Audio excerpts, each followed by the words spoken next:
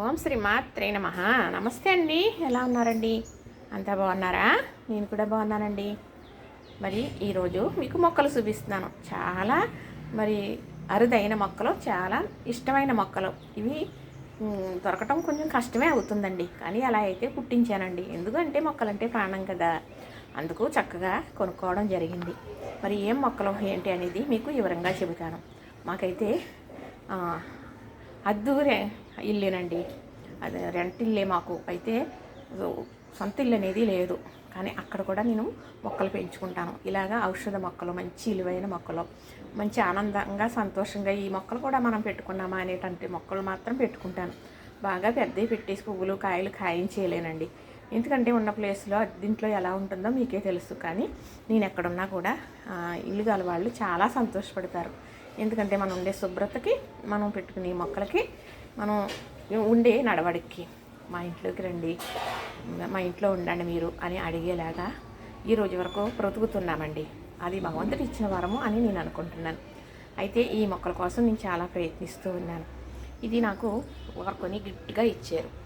చక్కగా ఇది మలబేరీ చెట్టు అండి. చక్కగా చిన్న మొక్కగా కాయలు కాసేస్తుంది కదా. అవునండి, అలా కాసేస్తుంది. మరి ఈ మొక్క గురించి ఏంటి, దీని మొక్క విలువలు అనేది మళ్ళీ నేను చెబుతాను. చక్కగా చూశారు కదా. మరి ఇది అంతకన్నా గొప్ప మొక్క అండి, ఆనందమైన మొక్క. మరి ఆదిలక్ష్మి గార్డెన్ అని ఆవిడ చెబుతూ ఉంటారన్నమాట. ఈ గార్డెన్లో ఈ మొక్క నాకు కొత్తగా వచ్చిందండి, మీకు మంచి మొక్క చూపిస్తానని ఆవిడ చాలా మొక్కలు పరిచయం చేస్తూ ఉంటారు. ఆవిడ వీడియోలు నేను బాగా చూస్తూ ఉంటాను. ఆవిడ అన్నపూర్ణ మొక్కని నాకు చూశానండి, వీడియోలో చెప్పారు ఆవిడ. దీని ఒక బిన్బెట్లు కానీ, దీని ఒక విలువ కానీ చెప్పారు ఆవిడ. అప్పటి నుంచి ఈ మొక్క అంటే పంచి ప్రాణాల కింద తలపాతలు పడుతూ ఉన్నాను. ఆన్లైన్లో కూడా పెట్టించడం జరిగింది. చాలా చిన్న మొక్క మాత్రమే వచ్చిందండి. ఎలా ఉంటుందో అనేటప్పటికి బ్రతికిందే కానీ చాలా చిన్నగా ఉందండి. ఇంకా అయితే ఇంత పెద్ద మొక్క కొనుక్కునే అదృష్టం కలిగిందండి. ఇది మరి నానేస్తాం, నాకు తెలిసిన వాళ్ళు ఇల్లు చక్కగా కొని నాకు ప్రజెంట్ చేయడం జరిగిందనమాట. ఇది తీసుకెళ్ళి నేను పెట్టాలి, దీన్ని చాలా అభివృద్ధి చేసుకోవాలి. అయితే మళ్ళీ ఇదేంటి అనుకుంటున్నారు కదా, చూసారా? ఇది రోజా మేరీ మొక్క అండి. ఇది మంచి స్మెల్, ఇది కూడా చాలా బాగుంటుంది. ఇది మనం పొలాల్లో వాటర్లో వేసుకొని మరిగించుకొని తాగటం. దీని గురించి ఇంకా తెలుసుకొని మీకు నేను చెబుతాను. ఇదిగో చూసారా, ఇలా ఉంటుంది రోజా మేరీ అంటే. ఇది అన్నపూర్ణ అంటారు, బాస్మతి రైస్ అంటారు.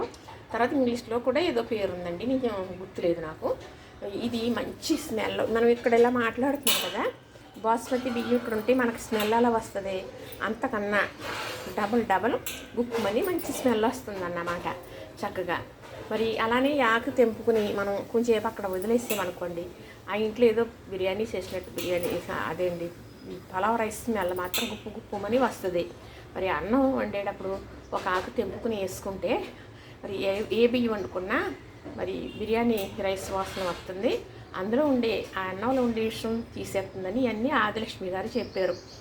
ఆదిలక్ష్మి గారి గార్డెన్ ఉంటుంది, ఆవిడ చెప్పారు. ఇంకా నేను చూసి తెలుసుకుని ఇంకా చెప్పగలుగుతాను, తర్వాత చెబుతాను అని. దీని మొక్క ఇన్ని మిడ్వేట్లు ఉంటాయండి, మొక్క ఉంటే ఇంత ఖుషిగా ఎదగటానికి కారణం అన్నీ ఆవిడ చెప్పారు. నేను కూడా అలా పెంచాలని అనుకుంటున్నాను. మొక్కనైతే మొత్తం ఏదో సంపాదించుకున్నానండి. ఈ 3 మొక్కలు కొనడం అయితే జరిగింది. చూసారా చక్కగా, ఇవేనండి. ఈ 3 కొన్నాం కదా, తీసుకెళ్ళిన తర్వాత నాటినప్పుడు మళ్ళీ మీకు వీటి గురించి చెప్పి ఎలా నాటాలనేది కూడా చెబుతాను. మరి చూసారు కదా, నచ్చింది కదా, లైక్ చేయండి, షేర్ చేయండి, సబ్స్క్రైబ్ కూడా చేసేయండి.